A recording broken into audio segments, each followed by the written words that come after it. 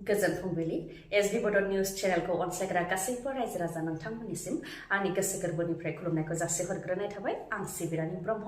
नोंथांमोना सानसेयारि खौरां नायनो मोजां मोनोबा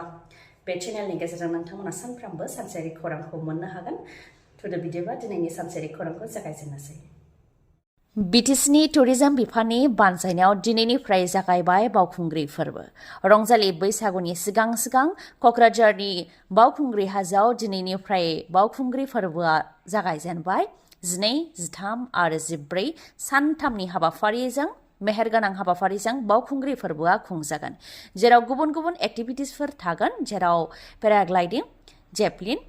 हट एयार बेलुन थागोन बेफोरनि अनगायैबो हौवा आरो हिन्जावनि साइकेल सालायनाय बादायलायनाय हाजो गाखोनाय बादायलायनाय दोरोङारि गेलेनाय बादायलायनाय दोरोङारि ओंख्रि संनाय बादायलायनाय बैसागु ग्रुप डान्स कम्पिटिशन बैसागु खुंग्रि डान्स कम्पिटिशन आरो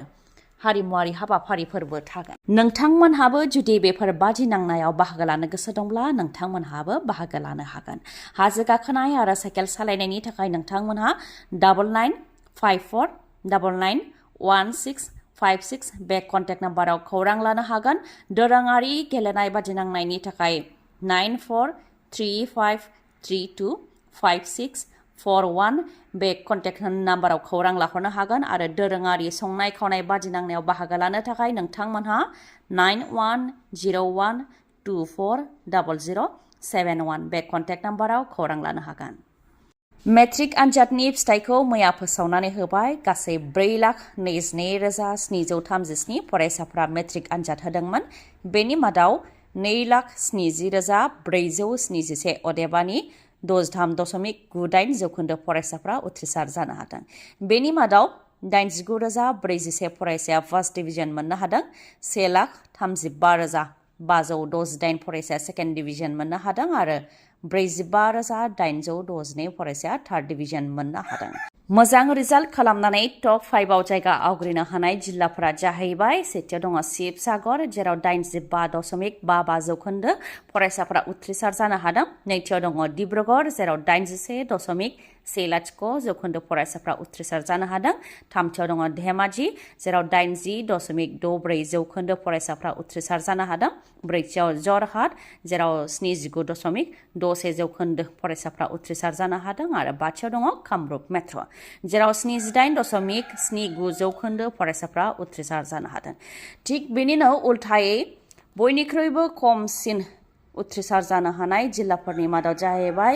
श्रीभूमि जेराव 47.96 जौखोन्दो फरायसाफोराल' उथ्रिसार जानो हादों बेनि उनाव गवालपारा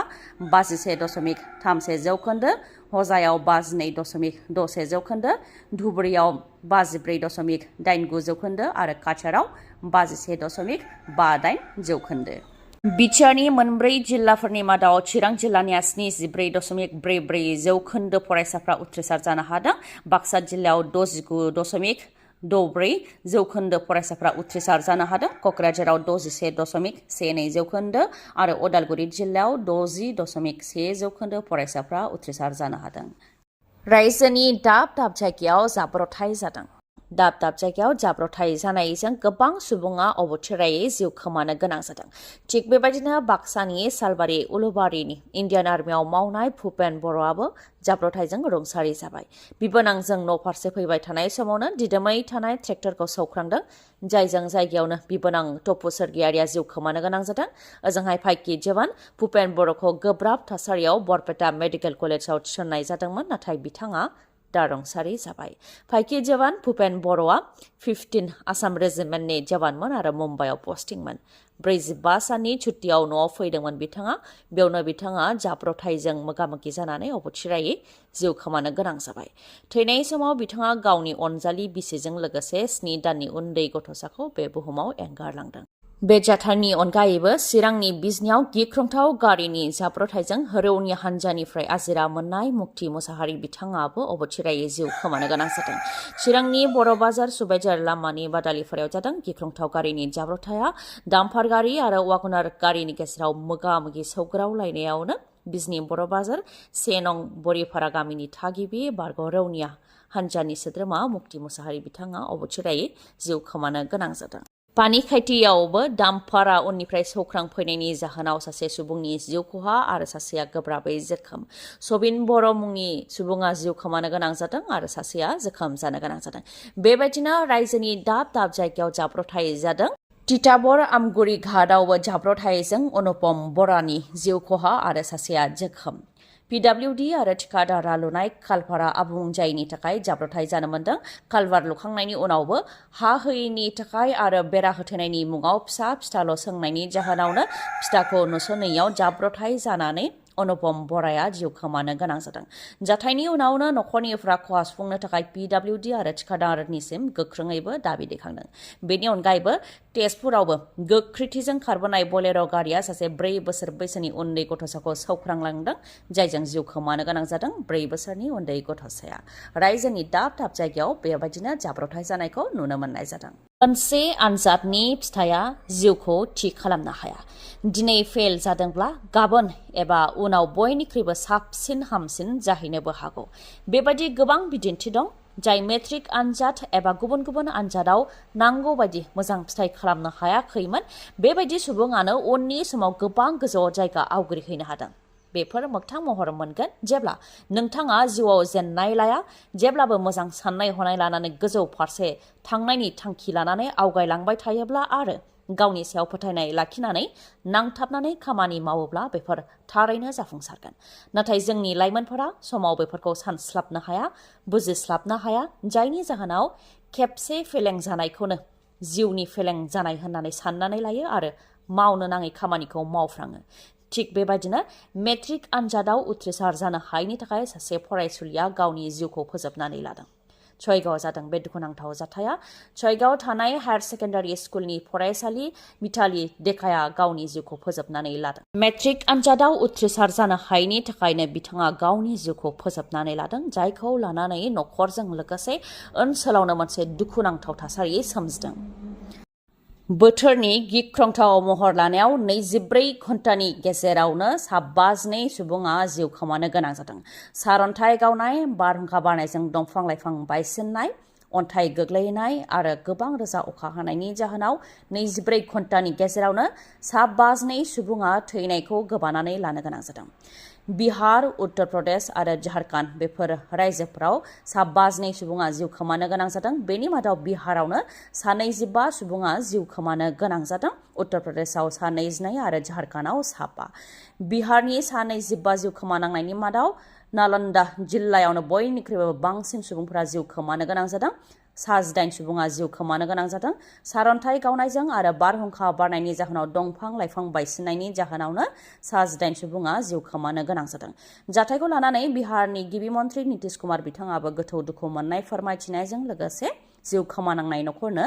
4 लाख रां अनसुंथाइ होनो थाखायबो फोसावदों। बेनि अनगायैबो उत्तर प्रदेशआवबो 22 सुबुङा जिउ खोमानांनायनि अनगायैबो 45 मोसौआबो थैदों आरो 25नि गोबां न'-बाङा थेर-बेथेर जानायखौ रिपर्टआव मोननाय जादों। CM योगी आदित्यनाथ बिथाङाबो खहा सुफुंनो थाखाय राङारि अनसुंथाइ होनो फोसावदों। ओजोंहाय झारखन्डआवबो 5 सुबुङा सारअन्थाइ गावनायजों जिउ खोमानो गोनां जादों। बोथोरनि गिख्रंथाव महर लानायजों सुबुं आरो जिब-जुनारा जिउ खोमानांनायनि अनगायैबो गोबां आबादानो खहा जादों आरो गोबां जायगायाव दैबानानि थासारि सोमजिदों। बोथोरखौ लानानै बिहारनि गोबां जिल्लायाव दासिमबो अरेन्ज एलार्ट फोसावदों बोथोर बिगियाननिफ्राय।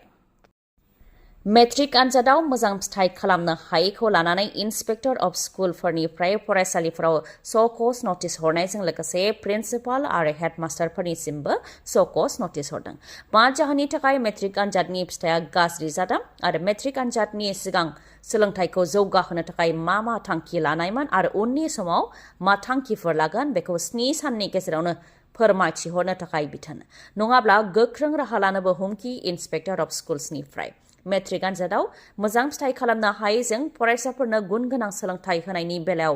गोहोम गोग्लैनायजों लोगोसे फोरोंथाइ होनायाव मदद होनायाव मा थालांदों बेनि सायावबो सोंथि फैयो। बेनिखायनो इन्सपेक्टर अफ स्कुल्सफोरनिफ्राय स' नटिस हरनाय जादों। स' नटिस हरजानाय फरायसालिफोरनि मादाव इन्सपेक्टर अफ स्कुल्स नलबारिनिफ्राय 3 फरायसालिनि प्रिन्सिपाल आरो हेडमास्टारफोरनो स' नटिस हरदों। सर्वेश्वर दास सेकेन्डारि स्कुलनि प्रिन्सिपाल, बिथांनो सकस नटिस हरदों बेनि अनगायैबो रामपुर बालिका हाई स्कुलनि हेडमास्टार आरो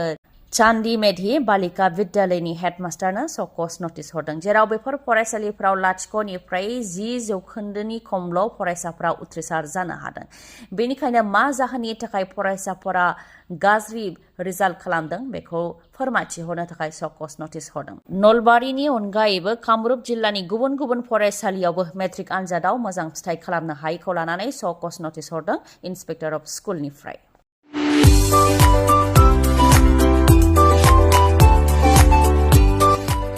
गंसे मटरसाइकेल बायोब्लानो नोंथाङा टिभि मोननो हागोन मणिपुराव थानाय हन्डा श'रुमा गेदेर अफार लानानै फैदों रंजालि बैसागोनि थाखाय गेदेर अफार लानानै फैदों मणिपुराव थानाय हन्डा श'रुमा नोंथाङा जुदि मटरसाइकेल नङाबा स्कुटि बायोब्ला बेसेन नाङालासे गंसे मिक्सार ग्राइन्डार गंनै हेलमेट 3 लिटार पेट्रल मोननो हागोन बेनि अनगायैबो